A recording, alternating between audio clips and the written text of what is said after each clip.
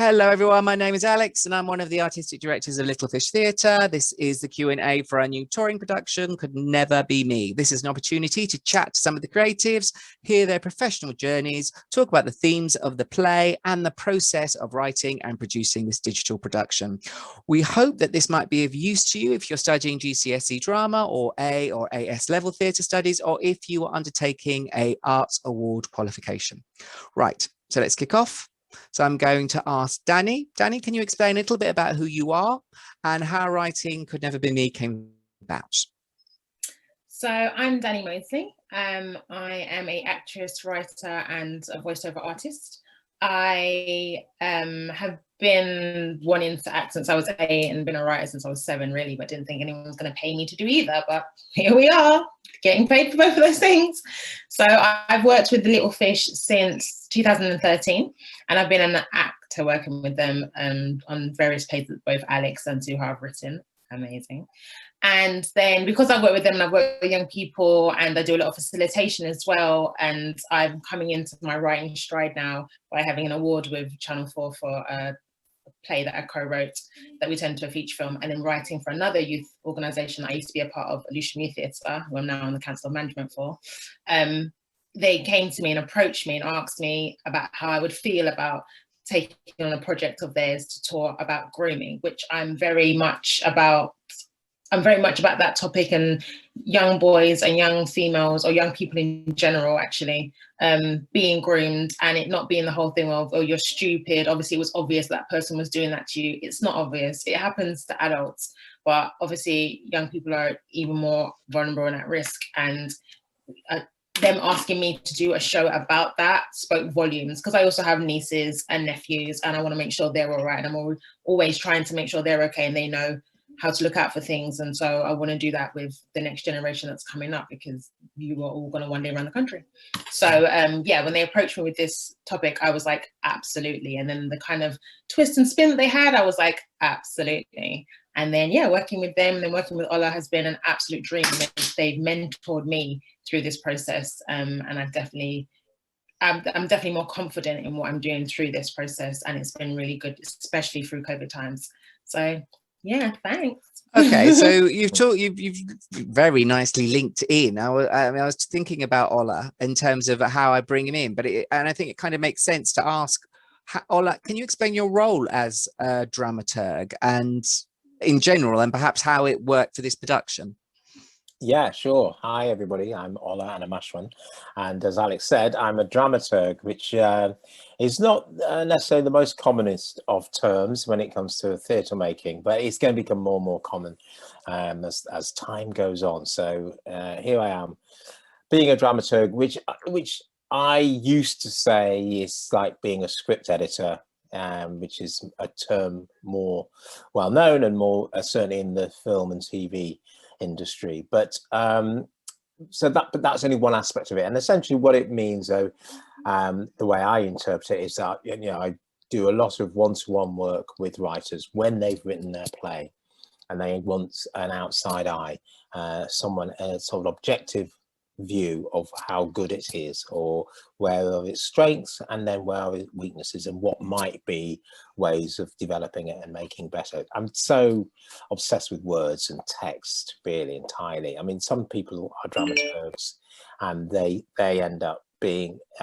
in rehearsals a lot of the time, or they end up helping the writer write the play and all that sort of thing, but I don't do that. All I do is kind of respond as like a critical friend, really, to what the writer is doing and what they're reaching for and what they're aiming to do.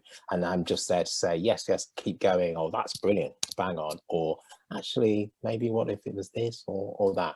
Which I hope Dani, hearing this, is the experience that she's had working with me, and she's not going, well, it wasn't like that at all. He was really rude and kept telling me off. But that's very interesting, isn't it? Because I think there are lots of writers who spend time writing, and if they're lucky, they get a bunch of actors in and they do some development and they go away and they write another draft. But the idea of actually having someone with you by your side throughout the journey, is that something, Dani, that you've experienced before, or was that something new? Never had it. well, never had a dramaturg. I've had directors. So when I worked for Lucian Youth Theatre, them as directors. We do a few scenes, we'd workshop them, we'd see what didn't work, and then I'd write a few more scenes and just add and add. This was the first time where I got asked to just write the entire script in one go, and I was like, what?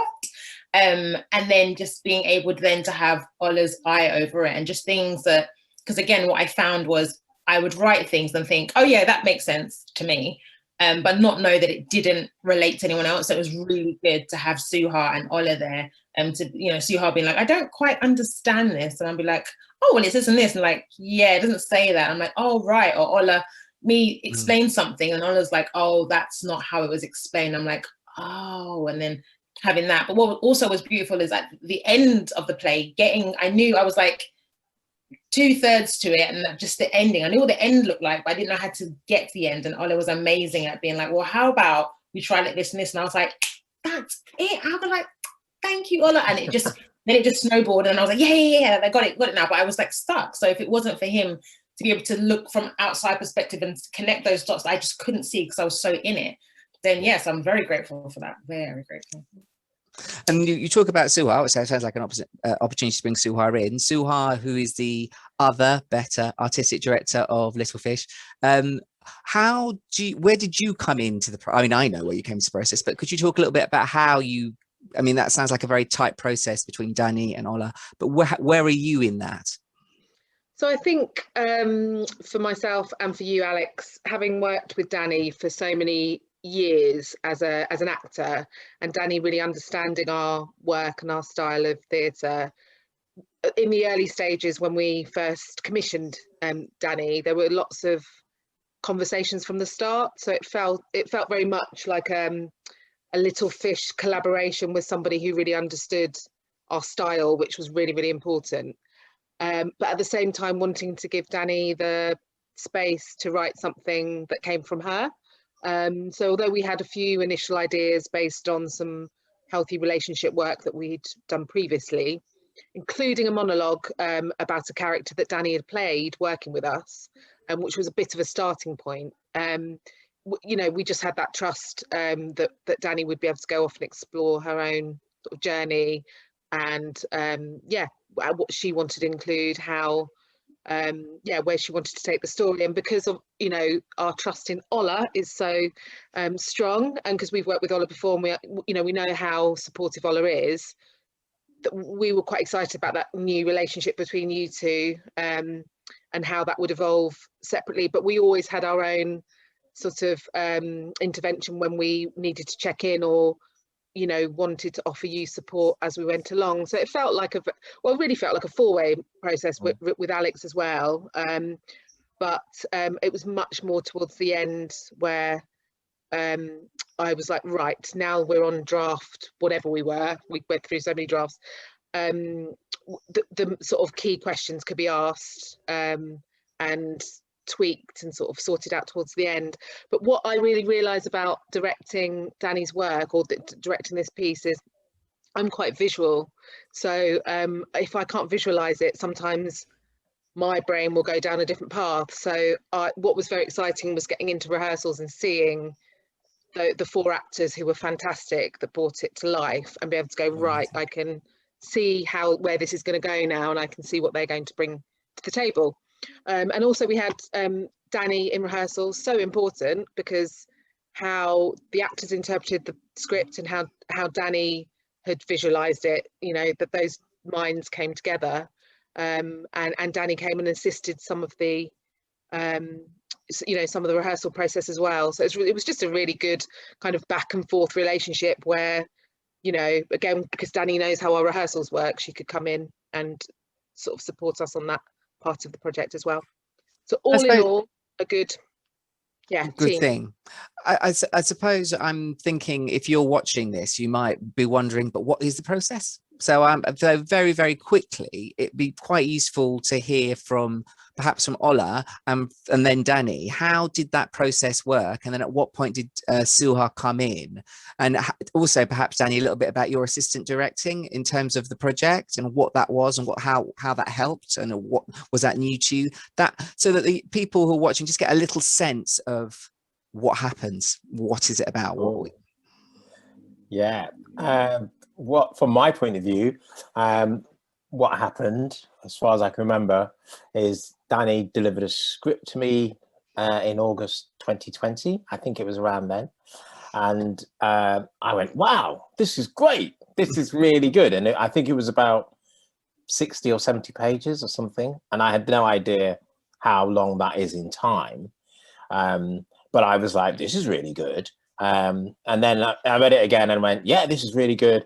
Maybe this and maybe that and maybe that and that. So I sat down and spoke to Dani about that, those maybe this and maybe that and what have you. But I said, but hardly anything to do. Really, these are my main notes, and away you go. And then I think, and Suha, I think, literally came in at the end of the meeting and said, okay, great, we need to do a workshop on this.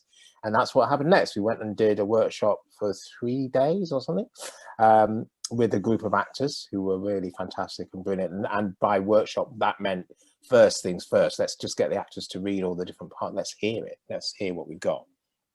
And it was at that point that I went, yeah, it's really good, but it's also like 1.5 times longer than it can possibly be. It's too long. I think I missed the last bit of, because I had to go to another meeting. And I thought, it'll be over in an hour. So we learned that. And then Dani knew that, we've got to do some stripping back. That's one of the big things you've got to do. And then also, once we heard it, we spoke with the actors, etc. And you, Alex, and Suha, throwing in ideas. Lots of new ideas came up, and new perspectives were developed. We knew we had to reshape it somehow. And I think Dani and I went away and spoke some more about how the next draft, the next version might be, whereupon another draft was, duly delivered, I think, by the end of 2020. And really what happened was, from my perspective, it was that kind of to and fro between Dani and myself, and with Suha coming in, usually, say literally towards the end of those meetings, as with her director's hat on and her director's point of view. But I will, happily throw the baton over to you, Dani. That's my version of events. How was it? What was your version of events? So my version started in May, and probably even earlier than that, because I think you spoke to me about it just as I came back to London, because I was doing a show in Shanghai, and then obviously COVID. So then I had to come back. So started in May. And wrote this. First of all, I think we talked about what we wanted. Then you asked me to write, I did a scene by scene breakdown and did that. And then from that, it was very much like, let's just go and write it. So then I did a vomit draft. I do this because my vomit draft is my first draft, but because I'm a perfectionist, it's a vomit draft. So I did a vomit draft. And then I did a first draft, which is what Ola then was the first thing Ola read. And he was like, this is great. It's only a first draft. It's great. And I was just like, well, it's technically. So we did that. And then, at that point, then I think that's when we got the actors in, and, that was an amazing process, because also I was very much of the ilk of, please, we've got actors that we knew and that were friends and that I knew were good. And it was just like, please don't worry about my ego. Just tell me if this looks all right or sounds all right. And there were a couple of times I was like, no, the character won't do that. No, I don't think so. Generally. But what I found in that moment is that I was like, I knew I had to be open. Alex, you were really good at Alex is really good at stroking egos. He's really good at it, just nice and soft and massaging. So he's like, okay, sweetie, well, that's lovely. And we can work with that. Here. So then it just got me to be kind of out of my sucking thumb phase and be like, okay, maybe you've got a point. So that was really good. And so that's why I say that I was mentored by all of you. You all had my back from all sides. And then even Suha, I don't know how you do it, Suha, but because when I was in the rehearsal room, Suha had to think about lighting and about costume and about sound and about staging and setting. I'm just acting, actors on stage, most important thing. Don't care about costume, don't care about lights, whatever, as long as they're lit and you can see them. I mean, if you want to move things about on the stage, go for it. But I'm just acting on the stage. And the fact that Suha is able to do all of that, it kind of frightens me to even want to direct, because I'm just that is too much. I don't know how you do it. I literally don't know how you do it.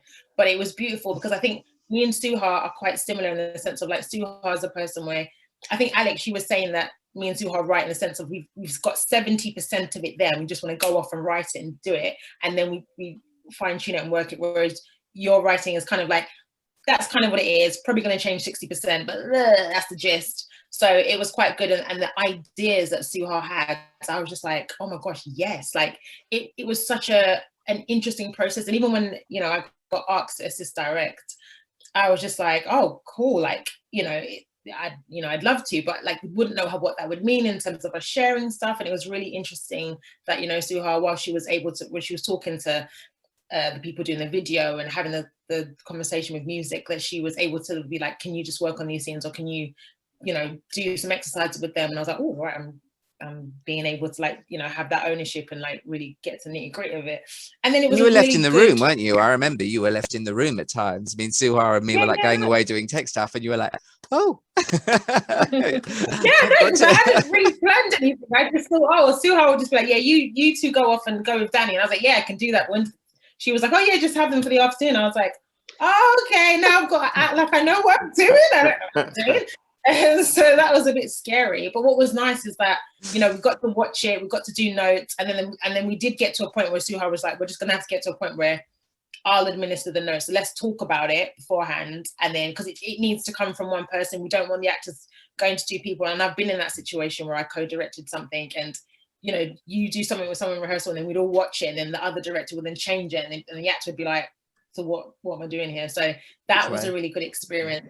Yeah, exactly. So that was a really good experience to be like, okay, cool. So now this is where Dani just sits as a writer and enjoys it. And anything that I've got any notes, I can note and give to Suha, and Suha, if she feels that it works, she'll use it. And if not, then she'll know how to shift it if it's not coming across right. So that was a beautiful experience, but it was a lot. And the actors were just brilliant. Like, they were learning from the first week. I've worked with you lot since 2013, and I'm always like, yeah, I mean, halfway through week 2, I'll start, you know, getting to grips with it. Because I'm just very much just like, I just want to know what I'm doing so that I can be free when I learn my lines to learn it. But they were just like, from week 1, I was like, wow, is this how young people are doing it? They were absolutely on it. They were on point.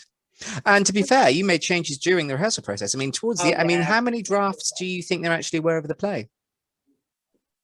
I mean, that's one thing I haven't mentioned. The cutting down. No, only because the cutting down of it all, I was just like, whoa, we've cut it down already. What play are we going to have at the end? And I'm pretty sure, I think I stopped naming them after draft 5, but I'm pretty sure there was a draft 6, maybe 7, which I didn't think there would be. I was like, oh, after that draft 2, I was like, I mean, it's pretty much done. I mean, what do we need to draft 3 for? And he was like, draft 7. It was like, oh no, we need to get this down. And Alex, you and Suha are really good at just being like, having a line that has a paragraph and just being like, and we'll just get rid of this bottom bit. And I'm like, oh yeah, I'm kind of just chatting, because also I type how I talk, and I'm really chatting, I'm talking, but actually the point of the line, you just say in the first line. So again, that was really interesting. We all do that though. I think as writers, we all say the same thing 3 times, and it needs an outside eye sometimes to go, which were the 3 times, which one do you prefer? It's just, it is a very difficult thing to be able to edit your own work. I think it's very tricky, which is why Ola is such a valuable, a marvelous tool. Yeah. So bringing in Suha, how was this the same or different? How did it shake up the process? So I don't think I would have wanted to go into that process working with Dani in that way if we weren't very clear about how each other works and what a Little Fish show is like, because, you know, there are going to be times when one person says one thing and one says another, and if it's not a strong relationship that you with someone, you know, then that could have caused problems.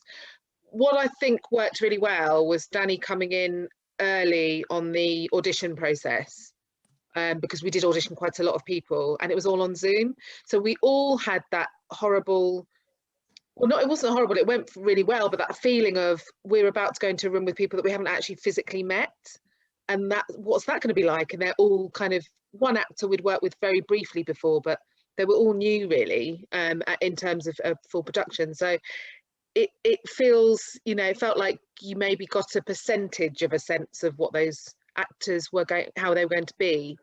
But I think, you know, hats off to everyone, picked very well, because they were all fantastic to be in the room with, but they'd met Dani and they'd met me online beforehand, so it didn't feel like they were like, oh, who's this other person? you're my director, aren't you? It just didn't feel like that, because from the beginning, Dani was working with us all on the text. So when there were elements that Dani looked at with character and directing, when we were doing the text stuff, it felt very natural. And also, I think, you know, actors want to check with the writer sometimes that they're on the right path, absolutely. as well as the director. It's not just you know, and I can be quite a technical director in terms of the overall vision of the lighting, the set, the video, the media, and the other things that we use, whereas it was good just for Dani to work on the raw character, you know, journey, and that was really nice to see. So as long as you've got that relationship where, like Dani said, towards the end of it, you know, is just one voice, up until that point, I think they got a lot of out of having Dani in the room, as much as I did, really. And it just felt very natural process. But like I said, if we hadn't worked together before, it might not have worked, because we wouldn't have been able to preempt how we'd be, I think. It sounds, yeah, I mean, it sounds like I think about shared values and shared experiences, and if you even if you don't, if not necessarily with each other, but shared experiences and shared values in other organizations means that there's a common language when you do come together, so that you know how to work.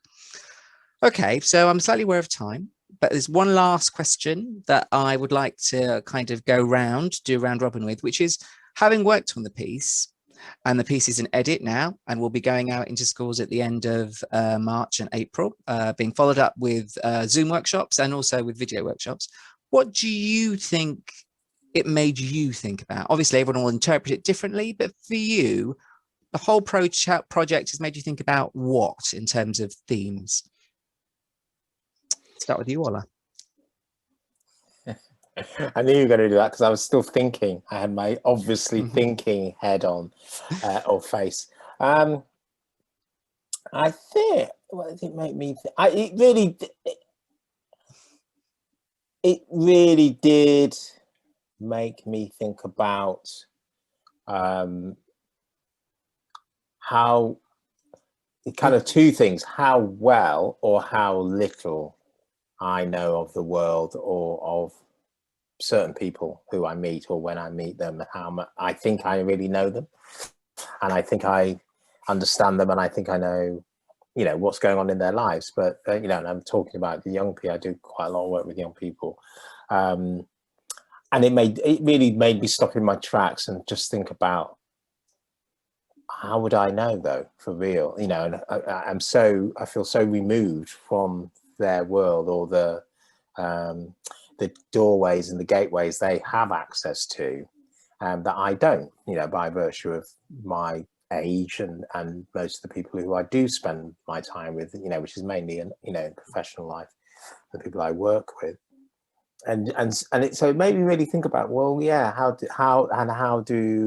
what part can I play in safeguarding or even broaching those, you know, starting conversations, you know, which are around making sure you are being safe, you know, and the play's really good, I think, in that respect of going, there were moments here and it could have gone another way, but it just didn't. The moment is missed. You just needed to be a bit more accessible in that role. Somehow just make an offer, which you don't, which is easily missed and easily forgotten. So yeah, it's great. Dani? Themes of the play, is that what it's Well, or just your journey. What have you taken away from it? You know. I've grown in the sense of, I'm definitely a more confident writer, and it's not that I wasn't, and I used to think it's, you know, I used to think, oh, I'm becoming a better writer, but actually I'm just becoming a more confident one. I think I always was a good writer. I just didn't believe that I was a good writer, and I'm looking for other people to tell me I'm a good writer. And even then, I still was just like, they're just being nice. They don't mean that. You're a good writer, Dan. Yeah, you are a really good writer. Thank you. Yeah. And we don't even like you, so it's... Well, this is what I've heard. But then what was nice is the actors didn't have to come in and pretend like they liked the piece, or didn't have to, you know, they could have just been like, oh yeah, it's cool and it's all right. But, you know, I remember one point Aruna was just like, I'd written a line and it was so simple. It's just like, the line was, what do you mean? But I had written it, what do you mean, as in D-U-E, mean. And the runner was just like, yeah, that's how we talk, innit? Like, what do you mean? We don't say, what do you mean? It's just like, that's cool. Like, and just something as small as that, I mean, just being like, well, okay, cool, thanks. Yeah, but like, again, and I think it's important that young people think that they're not getting heard, and I'm in that in between where I'm young, but I'm not a young person, but I'm old enough to be able to write it, but understand, just from the plethora of workshops I've done with Little Fish, and seeing how young people in London talk, and from nieces, and just having conversations and seeing online, all that sorts of stuff, and just being like, a young person can watch this and be like, that's me, that's how I talk, rather I could feel in with that. Because again, what was beautiful is doing the Tiana workshops and seeing how they react to it when you're live there, and seeing their reactions. And you know, when I wrote the play, I'm thinking of those females and males that we go into schools with, and we see their reaction, how they talk. And when I did Kiss and Tell ages ago, and how they react, and how weirdly enough it's not changed too much. It's still, we still have this thing of young people still being like, yeah, I get it, I know it, you know, I've got it. And it's just like, and you do, generally, most of the time you do, but there are just conniving people out there that will try and trip you and get underneath that. And so writing this piece, I had to be honest with myself and be like when I was talking to the actors and saying like, yeah, I'd been through that for a business relationship as an adult, and I'd been groomed, and it just been like, whoa, it's still marrying. Even though I was writing for young people, I was still writing from an experience of myself, but as a younger person, but it can still happen as an adult. So it's definitely broadened my horizon as a writer, and I'm just going to be more freer. And it's made me think I do want to write more things for young people, because I just feel like it matters. It really matters. And I just don't think they get to see themselves on stage enough. So. That's great. That's I mean, yes, can't wait to read and see them on stage. And Suha, in terms of directing, having a vision of the piece, bringing it to life digitally, what do you hope that the audience go away with, perhaps? So this was the first time I'd gone into a rehearsal situation for something that we knew was going to just be filmed and not toured live. So that, although we would have loved to have done a live tour, it gave us a bit more freedom in some areas, knowing we were only going to film it. So I think we're building on our filming skills, because it's not what we're used to, but we're, you know, on our third filming project. So I think for me, I just wanted to I wanted the overall film to just bring the audience in and keep them gripped, and for not, because our overall vision for our first show was to film the performance as a theatre performance, which is what we did, but not in the conventional sense where we just had a camera shooting one shot. So the filming process involved a lot of quite specific shots through with different angles, close up on particular characters, on particular lines. How do we tell the story when there's so much going on? Who do we focus on? So I'm hoping that the filming is going to give it the clarity that some people might need, but also visually, I think it's quite an exciting piece visually, because a lot of the design, which was quite abstract, was not just the set, but on a screen and lots of media and things. So I think visually it should look really good, but also not that we would want to film like an episode of a soap, but it should pull you in by having quite kind of very clear close-ups on particular scenes, because there's a lot of emotional journeys in the play, but they quite often happen with lots of other things happening at the same time. So what you get with the filming is just quite a bit of clarity that you wouldn't necessarily get when you're watching it on a stage. And I just hope as well, because of lockdown, you know, Dani mentioned the Tiana monologue and Kiss and Tell, and they were both theatre pieces that we had produced before, looking at the same sort of subject, so looking at unhealthy relationships and grooming. But this piece is different because it looks at lockdown and mental health, and you know, I've thought a lot about what it must have been like for that, or must be like now, for the age group, you know, that we're taking the show into. And that's quite hard to really understand when you're a bit older, because it's just not the same experience. So I hope the film gives lockdown the sort of justice it needs, and I think the way that we've staged it sort of shows, you know, how trapped people felt at times, and how difficult it was for young people not to see their friends and not to have, you know, the relationships that they would normally have face to face with people. So I'm quite excited about seeing how that comes across on film. But I definitely think it will give so much discussion in the workshops, because there are so many issues that the show raises, and we know from groups of young people that we work with, you know, historically, they'll focus on different things and they'll want to talk about different things that mean something to them. And I think it reaches out to just so many young people on different levels. And I think some of them might want to watch it again. I mean, I think there is so much in it. I think you could easily watch it again and get a completely different take on what you've get for the first time. Yeah. But thank you everybody. I'm slightly aware of time. We don't want to keep people for too long. I just want to wrap up and say thank you for taking the time to talk about the play and the digital production. Could Never Be Me will be on virtual tour in March and April 2021. You can contact Little Fish on littlefishtheatre.co.uk for more information and to receive a stream and workshop. The last thing for me to say is thank you very much. And goodbye. Bye. Bye.